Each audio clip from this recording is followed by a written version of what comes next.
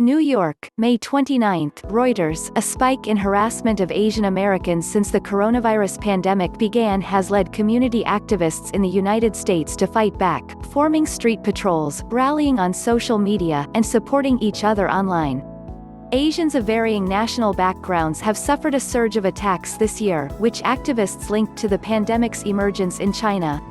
Some said they feared harassment could worsen in a U.S. election year, with U.S. China tensions ratcheting up over trade, Hong Kong and the coronavirus. When China is made the enemy, people who look like Chinese are the enemy. The economy is tanking, people are dying. They're angry and fearful and want to take it out on Asian Americans even more, said Russell Jeung, professor of Asian American Studies at San Francisco State University. Since March 19, over 1,800 cases of harassment related to the coronavirus pandemic have been reported to Stop AAPI Hate, a website Jeung created with two advocacy groups. 9 out of 10 victims were targeted because of their race, with 37% of incidents taking place in public areas, the organization said. Verbal harassment and shunning occurred in over 90% of the cases. Victims were physically assaulted, or coughed or spat on, in some 15% of cases. Some of the harassment has taken place inside of stores, Jeung said, adding that Stop AAPI Hate is working with retailers to figure out how to ensure safe access for customers. The New York City Commission on Human Rights this week launched a multilingual campaign to combat COVID-19-related discrimination after it received over 350 such complaints from February 1 to May 15. Of these, 133, or 37%, targeted Asians. That compared with just 11 complaints of discrimination targeted at Asians during the same period in 2019.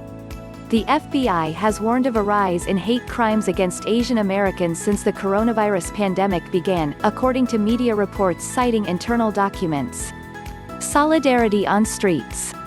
In some Chinatowns, volunteer patrols are forming to protect residents and confront harassers.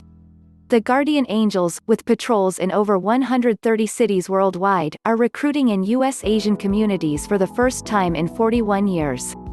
Members include seniors and women, who are often targets of abuse. It's boring at home. I might as well do something, said laid-off dental assistant Sarah Chin. The 46-year-old also patrols with New York's Chinatown Block Watch. Our mission is to observe, record and report, said Leanna Louie, a San Francisco businesswoman who started patrol group United Peace Corp. In 8 weeks, it has filed 24 reports, including medical response incidents, auto burglaries, theft and shoplifting, leading to 3 arrests, she noted. We can break the old habits, old patterns and outdated stereotypes, Louie said. We have assisted in aiding the community to step out of the shadows and feel more empowered. The San Francisco Police Department has expanded its presence on foot and in cars around the city to act as a deterrent against such crimes, it said in a statement. In New York, flyers and posters emblazoned with the words, "Don't be cruel," were created by Shirley Ng and her friends for display on Chinatown storefronts, with pointers on how to report a crime. I don't have to wait for support. It's my community, said Ng, an events assistant at the Asian American Legal Defense and Education Fund. Starkly similar. The campaigns recall the Pan-Asian U.S. civil rights movement in 1982, when Japan was blamed for the Detroit auto industry's downturn, said Helen Zia, a journalist activist at the forefront of that wave. Vincent Chin, a 27-year-old draftsman celebrating his upcoming wedding, was brutally beaten that year by 2 disgruntled auto workers and died. The court sentence of a $3,000 fine and 3 years probation, with no jail time, sparked outrage in the community and beyond. When he was attacked and killed, it was very clear it was because of what he looked like. Japan was labeled as the enemy. We're so starkly similar today, Zia said. Tech-savvy millennials are leading today's social media response.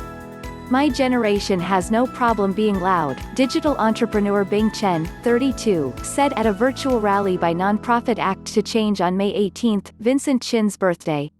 Hashtags like #racism as a virus and #unapologetically Asian are being shared and printed on t-shirts.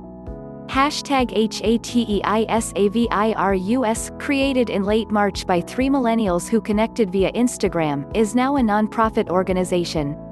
It raised $16,000 in a virtual rally last week for small businesses hurt by the pandemic, said co-founder Tammy Cho, 25. The hashtags try to capture the rising Asian American pride that has bubbled to the surface during COVID-19, said Filipino-American Jeremiah Abraham, who heads Tremendous Communications, a marketing company focused on Asian American entertainment. Broadway actor Diane Phelan cited the hashtag #MeToo worldwide campaign against sexual harassment as an inspiration. "We want to harness the power of social media as the hashtag #MeToo movement has, especially when we can't march and rally," she said. From HuffPost.